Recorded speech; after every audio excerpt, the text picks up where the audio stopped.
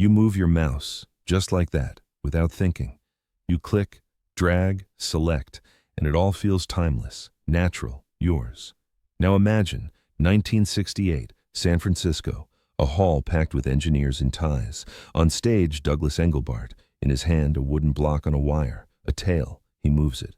On the screen, an arrow, alive, obedient. He clicks, opens a window, types text, shares it in real time with a colleague hundreds of miles away. Does this sound familiar? You do it every day, but back then it looked like magic. You would have laughed or been terrified. He called it augmenting human intellect. The world called it a strange gadget. No one bought it, no one understood. Your cursor is his prophecy. Now for a twist.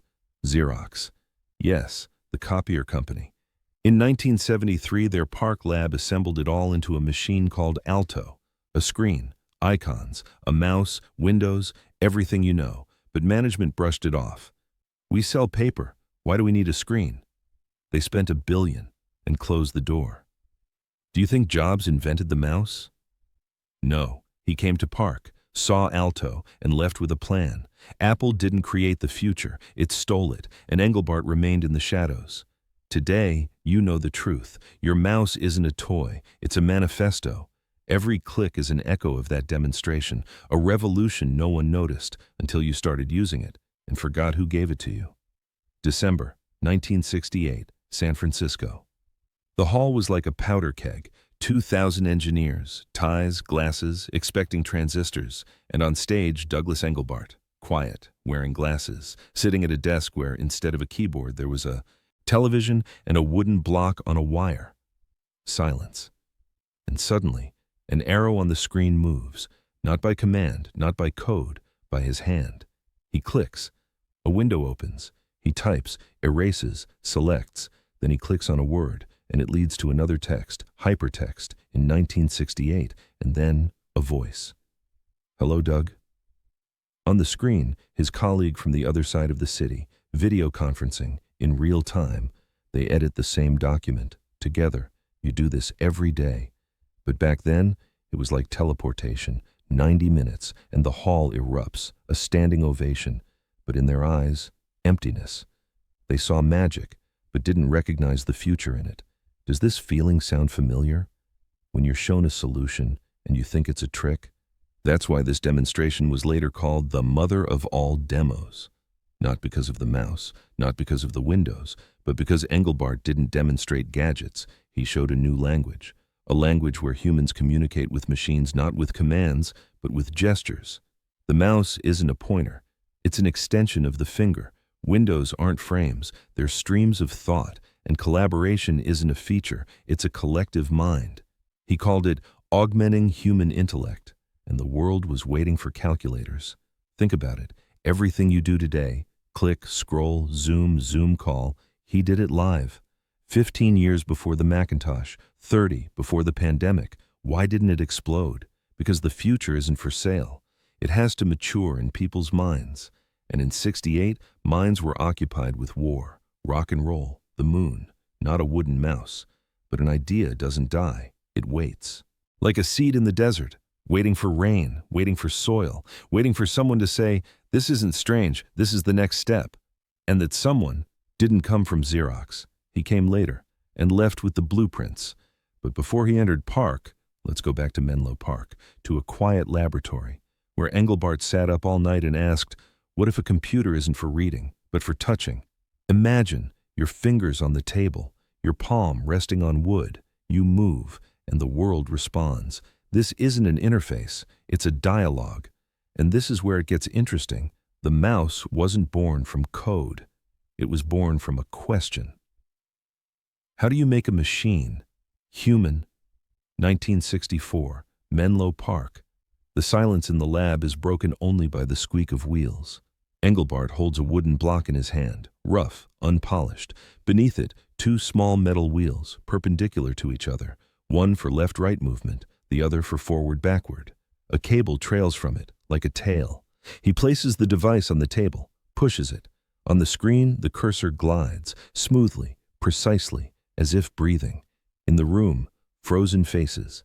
Then someone whispers, "It's alive."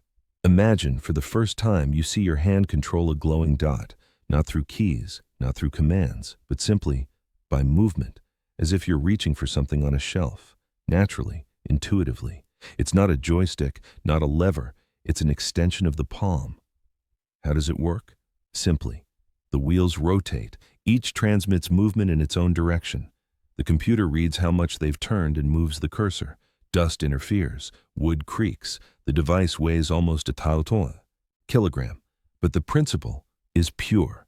You move your hand, the machine responds, without a translator, without syntax. Engelbart would get the patent in 1971. But royalties? Never. The patent belonged to SRI. Xerox would buy the license for a pittance and wouldn't realize it had just acquired the future. And do you know why mouse? Not because of its shape, not because of its size, but because of the cable. Look, it has a tail, someone in the lab said, and the name stuck. In the records, they even joked, make it wireless, it'll be a rat. Funny. But that's the essence. Genius isn't in complexity, but in how a person feels control, doesn't think, doesn't read instructions, just reaches, and that's it. Does this feeling sound familiar? When you scroll through your phone without looking?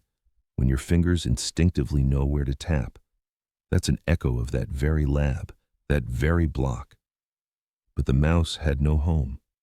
It was born in a world of text commands, and to live, it needed a screen where everything could be touched. Windows, icons, buttons, and such a world appeared. Not at Engelbart's, but at PARC, in a lab that Xerox built and ignored. There, in 1973, the mouse first saw its true screen. Alto, a bitmap display, a screen where every pixel could be controlled. Windows, menus, drag and drop. Xerox spent $1 billion. But management said, we sell copies, why do we need computers? And someone else came, looked, and left with the blueprints. Remember this moment? Sometimes the future isn't invented. It's found and taken. 1973. Palo Alto, a building that looks like a campus. Inside, not an office. A laboratory, almost a monastery. Engineers walk around in jeans, drink coffee, argue about the future. They had read Engelbart, seen that demonstration, and now they were building what he had predicted. Alto, a personal computer, a screen where every pixel could be controlled. Windows, icons, menus, and a mouse, no longer wooden but plastic, but still with a tail. They type, draw, call each other over the network, edit documents together. Everything works, everything is logical, everything like breathing. Bosses from Xerox arrive, in suits, with notebooks. They look, nod, smile, leave. No one asks, when will this go on sale? Because for them it's a toy, and their business is copiers, toner, paper, the digital world, paperless. That's not business, that's fantasy. $1 billion, investment, talent, vision, and not a single product. PARC became Eden, and Xerox itself expelled humanity, not out of fear, out of blindness. Have you ever seen genius die of boredom? Here it is, before you, the laboratory where everything you use today was born, and management is thinking about cartridges. Alan Kay says, the best way to predict the future is to invent it. But what if you invented it, and the world didn't buy it? $1 billion, and dust on the patents. Does this feeling sound familiar? When you have the solution in your hands and they only half listen to you? Alto was ready. Better than anything that would appear in the next 10 years. But Xerox didn't see a market, and the market doesn't wait for permission. And then he came. In 1979, excited, daring, hungry. He looked at Alto and instantly understood. This isn't a toy. This is the language of the future. His name was Steve Jobs. And he didn't come to look, he came to take. Xerox thought, let him play, we'll get Apple shares. But in reality, they handed over the keys to the kingdom. $1 billion, and not a single product. And Apple built an empire. Remember, sometimes the future doesn't tolerate a vacuum. It looks for someone who believes, and takes it. November 1979, 5 a.m., 5 o'clock, and the sun hasn't risen over Palo Alto yet. But he's already on his way, in jeans, in a black t-shirt, without a tie, without permission. He's 24 years old. He has already founded Apple. But his next computer, Lisa, is drowning in code and doubts. He's looking for a spark, and he finds a bomb. They take him to PARC, not as a guest, as a supplicant. The engineers show him Alto. He sits down, hands on the table, takes the mouse, no longer wooden but still with a tail, moves it. The cursor glides. A window opens. He clicks on an icon. A second window on top of the first. He stands up, starts walking, quickly, nervously, as if he's just seen a ghost. Then he turns sharply. "You're sitting on a gold mine," he shouts. His voice trembles. "Why aren't you doing this?" The engineers are silent. They've heard this before, but never with such fire. Have you ever seen a thief find a safe with an open lock? Here he is, in a room that smells of coffee and breakthrough. In his eyes, not greed, clarity. Xerox thought, let him look. We'll get shares. The deal, $1 million. For the right to peek into the future, $1 million. And Apple gets everything. Windows, icons, mouse, network, everything you use today. And Xerox sold Apple shares 2 years later, before the surge, before the billions. In its archives, there's still a note, Alto, a useless toy. At the same time, in Cupertino, they're already drawing the first trash can icon. Imagine you pay for a glimpse and get the key to a new world. And the owner of the world says, "Thanks, take the check." Apple didn't copy. It understood. The interface isn't about buttons. It's about the hand, about trust, about the computer responding like a friend. Xerox invented the future, but didn't believe in it. Jobs didn't invent, but he believed, and that was enough. Does this feeling sound familiar? When the solution is right in front of you and you wait for someone else to take it? In 1984, the Macintosh would be released to the world. Millions would reach for the screen for the first time and feel this is their hand, their thought, their machine. And Engelbart? He watches on TV. Silent. His dream in someone else's hands. But it's alive, and that's the main thing. In Cupertino, late 70s, night. A light burns in one window. Steve Jobs paces back and forth, obsessed. He demands the impossible. Make it so even my grandmother can understand. He doesn't want a tool. He wants a pencil, one that lies in the hand and doesn't think but draws. His team tears up and redraws icons, again and again, too angular, too small. This is scary. Imagine you pick up a mouse for the first time. You don't know what to do, but it's light, glides, responds, as if it was waiting for you specifically. This is how Jobs transformed Alto, a scientific instrument, into the Macintosh, into a pencil for everyone. Does this feeling sound familiar? When technology doesn't require training, but just works? Xerox gave the world Windows, but they were like laboratory flasks, precise, fragile, alien. Apple made them like doors, open, enter, stay. In Alto, the mouse was an option. Engineers hated it, too bulky, too inaccurate. In the Macintosh, it was mandatory, like a steering wheel in a car. Without it, you can't start. And here's the key turning point. In 1984, the Macintosh goes mass market, 70,000 units in 100 days. People click for the first time and aren't afraid. Every click, confidence. Every icon, an invitation. And Xerox, it sues. "That's ours," they shout from the conference room, but the judge laughs. Why? Because ideas aren't patents. Windows, menus, mouse, all of this, like wheels or door handles, common property. Xerox patented the scheme, but not the spirit, not the language, not the trust between human and machine. Their lawyers didn't understand the revolution isn't in the code, it's in the feeling. And you can only protect it one way, make it so simple that it cannot be taken away. Apple did that, and Xerox was left with folders and a stamp. Today, you click, without thinking, without fear. And you don't know that your palm is repeating the gesture of Douglas Engelbart, the one who sat in Menlo Park and asked, what if the machine becomes human? He didn't get $1, didn't see fame, but every one of your clicks is his answer. Remember, revolutions aren't invented, they are made accessible, and accessibility is love. After that famous demonstration in '68, Engelbart returned to Menlo Park. He waited for calls, offers, a revolution. No calls came. Grants dwindled. The Army, DARPA, stopped paying. By 1977, his lab was closed. They just turned off the lights. He moved from company to company. Timshare, McDonnell Douglas. Everywhere he brought his blueprints, collaborative editing, hypertext, networked intelligence. They told him, "You're too far ahead," but in reality, "We don't need this." In 1984, he watched the Macintosh presentation on television. There, his Windows, his mouse, his dream, but without his name. He was silent. Only in the 90s did the world remember. They started inviting him to conferences, awarding medals, the Turing Award, the Nobel Prize for programmers. But by then he was old. His eyes still burned, his hands trembled, and the world had long lived by his rules. Why didn't he become a billionaire? Because he wasn't a merchant, he was a prophet. He patented not the system, but the details. The mouse? Yes. The graphical interface?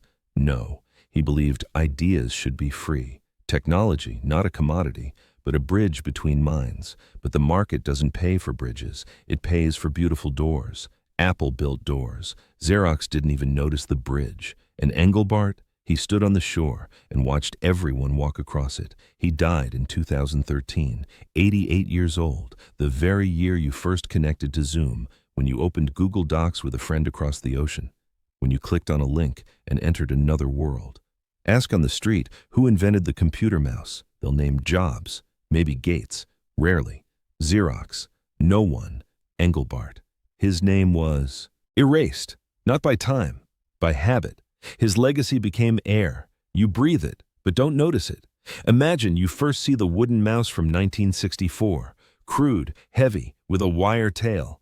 And now, your trackpad, smooth, silent. It responds to touch as if it knows you. This isn't magic, this is an echo. Every one of your gestures, an extension of his question, what if the machine becomes human?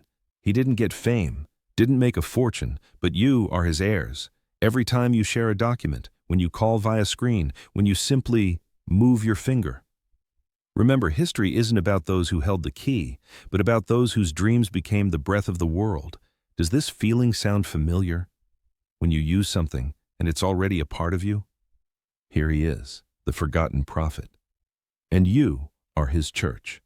At Xerox headquarters in Rochester, early 70s, a meeting, on the table, Alto. Engineers demonstrate, the cursor dances, windows open. A document is edited by two people, over the network. One manager leans in, squints.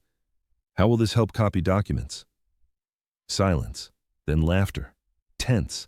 They don't see the person behind the screen. They only see a copier without paper. For them, the future is a cartridge that hasn't been invented yet. Everything else is noise. Does this feeling sound familiar? When a solution is on the table and you ask how it will improve the old? Xerox ignored Alto, not out of stupidity, out of system. Its KPIs were measured in cartridges sold, not in revolutions.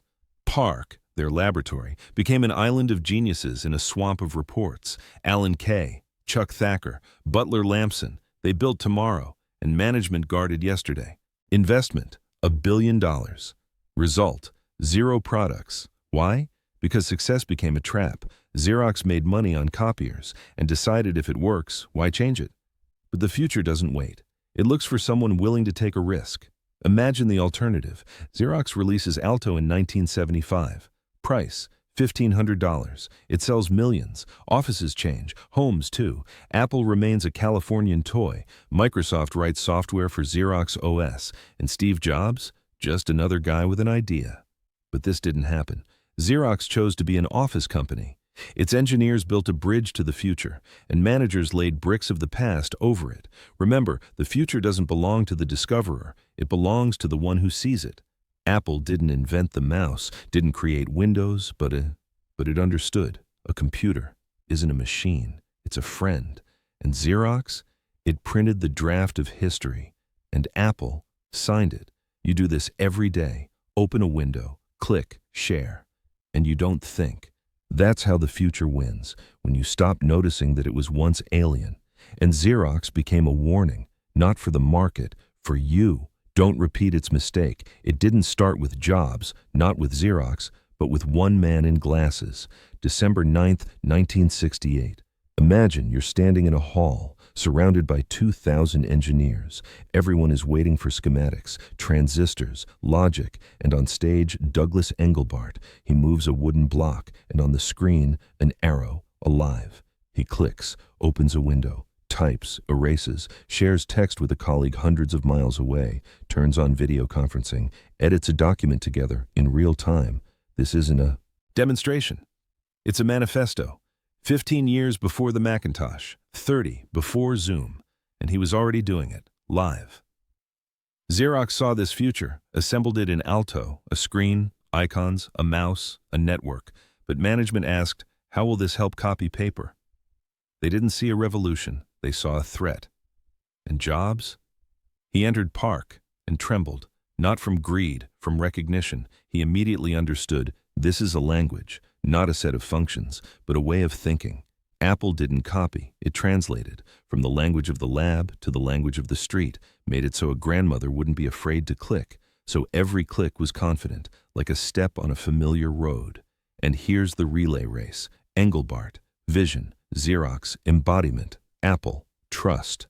Now imagine, Engelbart holds your smartphone. He sees you scrolling through your feed, how you tap a link and enter another world, how you start a video call and see a friend's eyes across the ocean, how you collaboratively edit a document without a single word. All of this is his dream of augmented intelligence, of a machine that doesn't command but responds. He feels the cold glass, the quiet response to touch, and understands his future has become your present. But his name isn't in the menu, not in Apple's history, not in textbooks. It has been erased, not from oblivion, but from complete success. His ideas have become air. You breathe them and don't notice. Here's the bitter truth. Technology doesn't belong to inventors. It belongs to those who believe in it. Engelbart lit the spark, Xerox hid it under folders, and Jobs fanned it into a fire that warms billions. And now the question for you: who deserves the glory? The one who saw it first? Or the one who made everyone see it? Write in the comments, inventor or popularizer. But know one thing: every click you make isn't just an action, it's an echo of that very demonstration. December 9th, 1968, in San Francisco, in a hall where no one believed, except one man in Cupertino. And you are already part of this story. Just move your finger and continue the revolution.